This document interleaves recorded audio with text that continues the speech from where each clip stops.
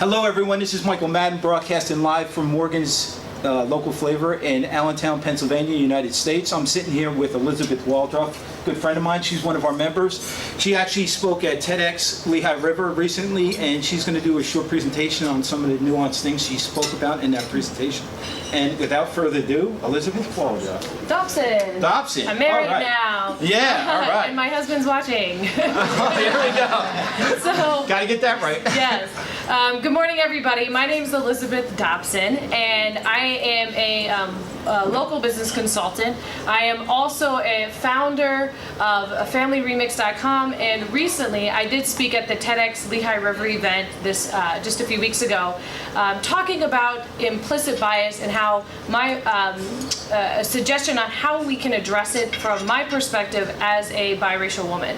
So to kick it off, I do have a video that I wanted to share that I think we can get queued up. Yeah, we're ready. You may have to start it over. It's creepy. Bias is sneaky. You don't realize it's in there until a moment like that.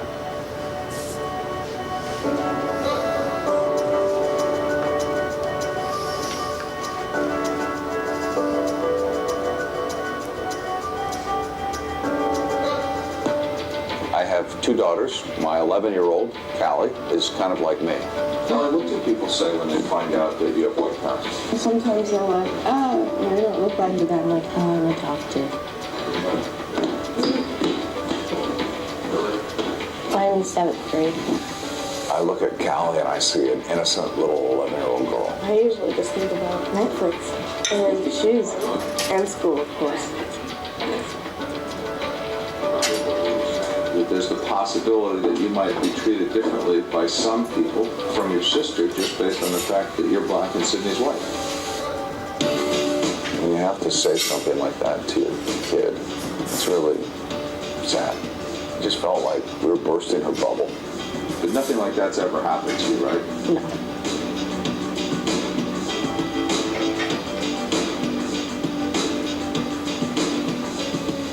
I just saw a white woman sitting at a bus stop. 20, 30 feet away was a black guy walking down the street. And for some reason, I just thought, you know what? I'm just going to watch just to make sure that she's okay. I looked at this guy differently based solely on the fact that he was black. I was really disappointed in myself. It's something we need to talk about. This post is embarrassing. This post is saying something that doesn't put me in a very good light. But I thought it was important. If I want people to talk, well, I have to put myself out there first. Ashton Kutcher retweeted that. You can't change anything until you can look yourself in the mirror and say, I have this bias, so what am I going to do about it now? I do something a little bit different based on everything that happened last week. We all cover things. It's just so important to have these discussions. You do. You need to. You need to have real discussions. We all have biases. I sure learned that I have. And I'm trying to make sure that that never happens again. Let's go. Good day. Get moving. Go. You're late. Wow. So, pretty powerful. By a show of hands, how many of you have heard the term implicit bias? Starting to become like a new buzzword. By a show of hands, how many of you can relate to Frank in this story, in the sense that maybe you have a family member who's of a different race?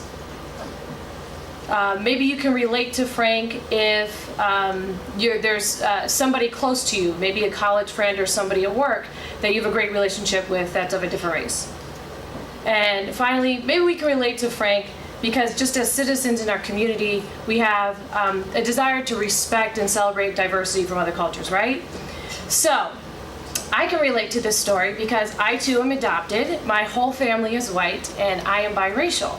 So I had this really awesome, awkward family photo that I was going to share, but my slides, the slide deck on this laptop are showing up a little bit out of order. But the important thing is, the reason why I wanted to share this is because we may have people in our lives that we care about who are confronting these issues on a regular basis, and we may never even experience it. So it can be a challenge, right, when you want to communicate and be sensitive to these issues if you don't even realize they exist. So because of that, I created, if you want to click through to the next, you have to click through the next 3 slides. I actually next one, familyremix.com. We don't look alike, but we love a lot. That's a picture of me and my mom. Actually, it's my favorite picture of my mom and I. And again, the reason why I created this online resource is so that we can have, I wanted to be able to increase honest communication and to create an awareness about some of these issues because not all of us know how to address them or be sensitive to them. My hope is, if you click to the next slide, is to empower children involved in adopted children and biracial children and interracial families to educate and to inspire. But my hope isn't just to touch families, because families really are just microcosms of our community, right? So if you click to the next slide for me. Communities is a group of people living in the same place or having a particular characteristic in common. A feeling of fellowship with others as a result of sharing common attitudes, interests, and goals. So I like to think of not only our networking group as a community, but really us here in Lehigh Valley and the world as a whole as a community. And the reason why, even if you can't relate to Frank in the sense of your family, how we can all relate to Frank in the sense of our community, is it's important to be aware of these issues. If you click forward to the next slide for me. Because Pew Research Group recently did a number of studies. And what they found just this year is that millennials have surpassed baby boomers as the largest living generation. And we are 43% non-white. As of 2 years ago, almost half of newborns were also non-white. And the last stat showed that even just as of last year, 1 in 7 marriages are now interracial. So the odds are increasing that somebody in your family is going to be of a different race. So I wanted to help create awareness and sensitivity to this so we can be prepared to best support those that we care about. So if you're curious for yourself to see if maybe bias is something that affects you, and the reality is it's not a matter of if, it's a matter of how much, because all of us have different biases. And so there's different researchers at Harvard. Actually, you can go online and Google implicit association test. It's a free test. It takes less than 10 minutes, but a group of researchers at Harvard have that online test available to see exactly where your bias falls. You know, if you can imagine somebody like Frank, who has a daughter who he feels very closely connected to, still having that bias, it's easy to understand how all of us can have that bias. I took the test, and I was shocked at my results as well. It showed, you know, I thought I was going to nail it. I'm mixed race. My family's white. My husband's black. I thought for sure I'm going to be one of the few that's neutral. And that wasn't true. Actually, I was biased in a favor towards white people the first time I took the test. And it showed, they actually found that of the thousands of people that took this test, 40% of African Americans are experiencing that bias as well, in favor of white people. It doesn't mean that, you know, when you think about it, it doesn't mean that we dislike ourselves or have any negative associations with ourselves, but it lets you know that there's something else that's going on. So my blog isn't just about implicit biases. Again, it's a forum to have open and honest communications to address these issues. And so I want to, I'm super excited to announce that I'm going to officially be launching it Friday, November 18th. I'm going to be doing, if you want to click forward to the next slide for me, Michael. Yes. Thank you. It's going to be a celebration to kick off this blog and the official launch of it. Friday, November 18th from 6:30 to 8:30 at the Banana Factory in Bethlehem.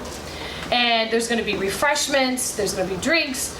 It's a ticketed event, and tickets are available now through Eventbrite. You can also go to familyremix.com now to get more information and to get ticket information, and also to subscribe to the blog in advance. So I wanted to invite everybody publicly and in Facebook world to come out to support, find other families like yours, meet other people in the community. Let's just have a dialogue. And I appreciate all the support of my friends and family thus far. If you click forward to the next slide, people can get information on how to connect with me.